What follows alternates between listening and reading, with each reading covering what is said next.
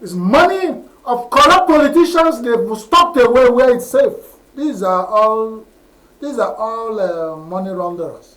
All the bank managers. And more of this kind of money is stocked away in MD, because you cannot probe MD's account in a bank where he's a managing director. Interesting. That's the first option. The second option is that he must be also a very great stakeholder in corruption in Nigeria. So if there's Abateke, steal and bring it in, I will preserve it and we share.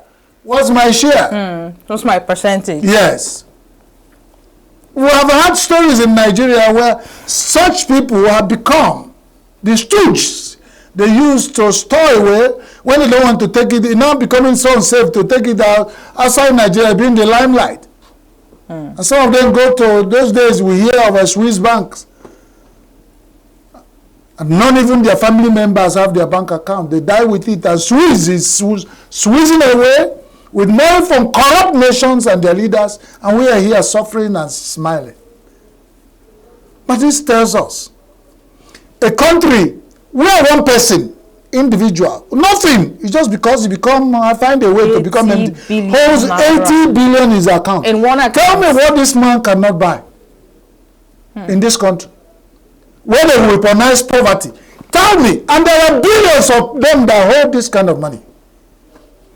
Because the other refinery companies have already been arrested. Tomorrow you come and tell him, I'm going to take it to court. The man will tell you, he offer you a bribe, you will never refuse. Chris, or you refuse it and die. We are tired of these kinds of news. What eventually happens at the end of the day? Do they eventually get prosecuted? That is where my job stops here, to review newspaper headlines. So we keep getting this and no follow-up. And it's going to continue. $3 billion refinery fraud in one person's account. He's just the keeper, the curator. And I've told you, how many years Nigeria has done turnaround maintenance in refinery? And pay staff. $897 billion on Warri refinery alone. And they flopped again. And you're telling me, what do we do? Nigeria! We took that kind of money. Ask Dangote how much you use to build his own refinery. That is working now, that they are not allowing to function. Everybody has gathered around like ants that are gathered around sugar to disturb the man. In the same vein, the Nigerian government, environment gave him money to make as much as he makes, monopolize, because somebody has said, even in his businesses, some of the Nigerian politicians are invested. They see viable business, they invest. But that's how the confusion is here,